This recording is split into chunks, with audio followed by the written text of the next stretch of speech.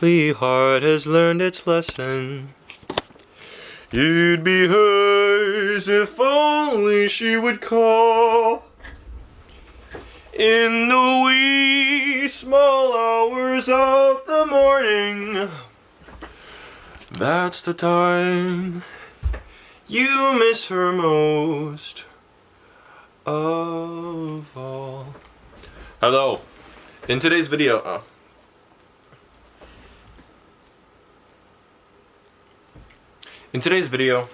I want to talk about dumb phones, because dumb phones are like becoming a trend now, right?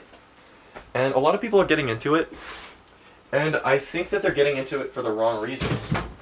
I'm not dissing dumb phones by any means, right? Because I do like the idea of getting away from newer technology and getting back to the Unix philosophy, basically. That's what a lot of my videos come down to, really. It's just modularity and buying something not because it does everything, but because it does one thing well.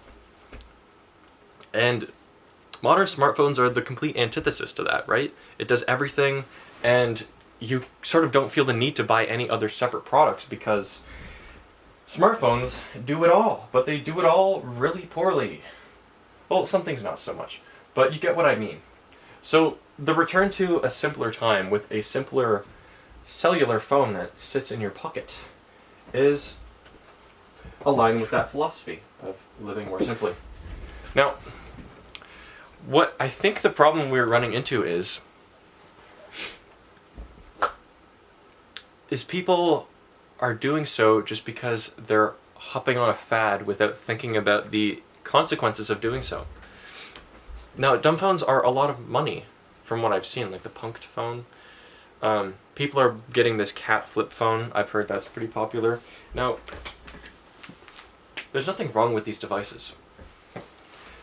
The punked phone is a little more in the ballpark of what I'm referring to with this video. It's because it is a cell phone, and it only allows you to do, I don't know much about it actually, but from what I've heard, it's very minimal. It only allows you to like call, text, and as a society, we've sort of become reliant on cell phones in order to operate in our day-to-day lives, and we're constantly using the conveniences of those technologies to our advantage to get things done quickly. Now, a smartphone allows us to do that. A dumb phone does not. I think that goes without saying. But using a dumb phone is not a solution in today's world, because we already have a system that's reliant upon us having access to this device that allows us to do everything quickly. So what ends up happening with a lot of people is they have a dumb phone, but in addition to the dumb phone, they also have to carry a smartphone. They just will themselves to not go on it. I'm not saying that's not a valid approach, because sure, it might let you spend less time on your screen, and I think that's what we're going for with this whole trend. But I can see a situation where for a lot of people, where having that phone in your back pocket or wherever in your bag is still tempting you. It's not like the addictive properties of our smartphones just goes away, right? It's still a demonic device. I use it demonic in like a metaphorical sense. But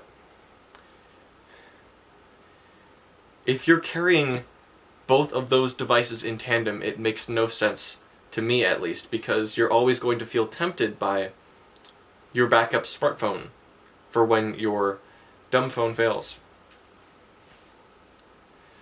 The cat flip phone that actually has Android on it, I do think that's a better approach, because it does allow you to use Google Maps, and it gives you all of the luxuries and conveniences of a modern smartphone, minus the big screen and the more user-friendly ergonomics of the thing. So it's purpose-built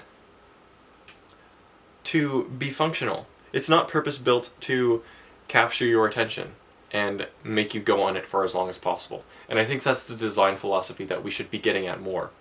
Now, this phone is a good example of that. It's not a perfect example, because it's, I still find myself getting caught up on like YouTube Shorts, for example, on this thing. But it's designed with a smaller phone. This is the Sony Xperia XZ1 Compact. And I just made a video on it, actually. Good phone. But it's purpose-built to be a compact device.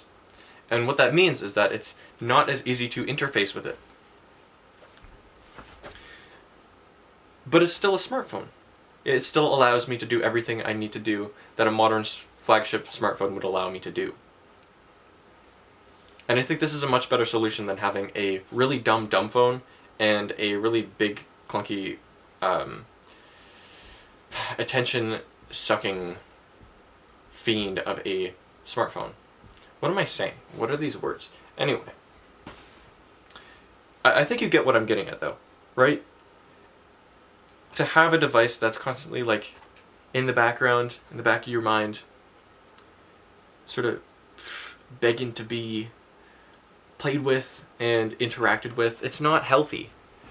It's like the devil on your shoulder telling you to do bad things. It's always in the back of your mind. So just get rid of it entirely and replace it with something that's less, still quite demonic, for lack of a better term, but less so. And it affords you the ability to will yourself to wean yourself off smart devices with much more effectivity. So, yeah, that's all I really want to say with this video. If you're thinking about buying a dumb phone, really think about your circumstance and whether that would benefit you. And think about what kind of dumb phone you want, because you don't want a completely featureless dumb phone that only has texting and calling, because you're going to want to use the ease of use access features from a smartphone. Am I going to post this? I don't know if I'm going to post this.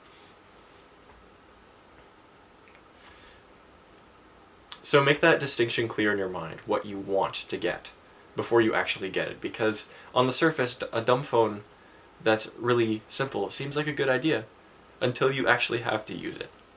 I don't have any experience with it personally, but I've seen a lot of videos on it, and that's definitely the main gripe that I have with it. So,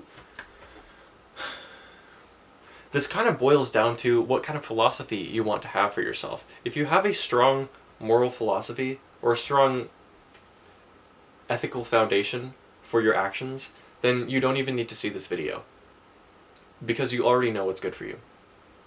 And if you have yet to establish that foundation, then maybe do that before anything else, really, because that's going to be the motivator to what trajectory you send yourself on with your future decisions. So make that clear in your head.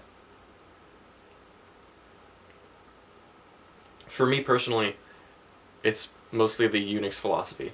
I know there's a lot more that goes into it than just the Unix philosophy for me, but I find myself coming back to that metaphor for a lot of areas in my life.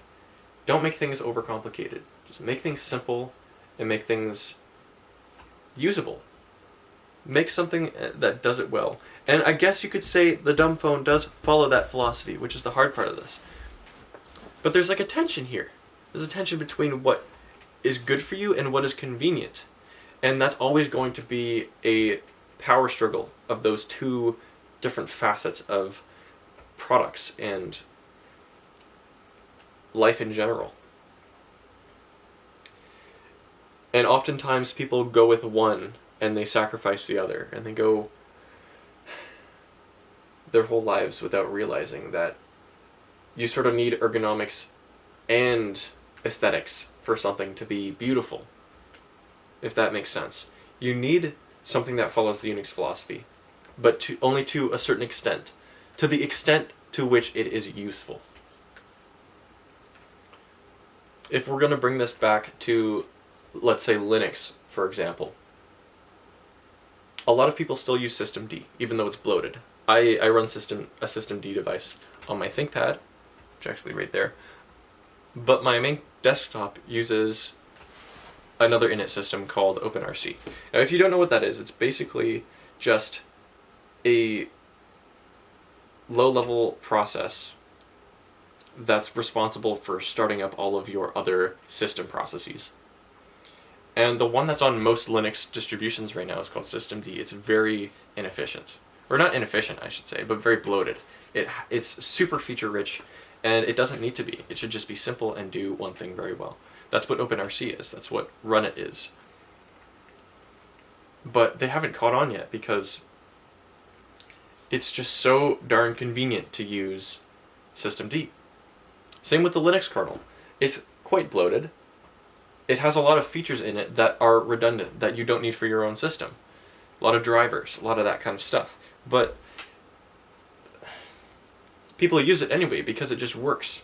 And to some extent, you just need something that just works a lot of the time. You don't need something that's super specific, that's super tailored to your specific situation. So there's a balance that needs to be established here. So make sure you find that balance with the products that you're buying. This is a good compromise for me. It might not work for you, but it works for me.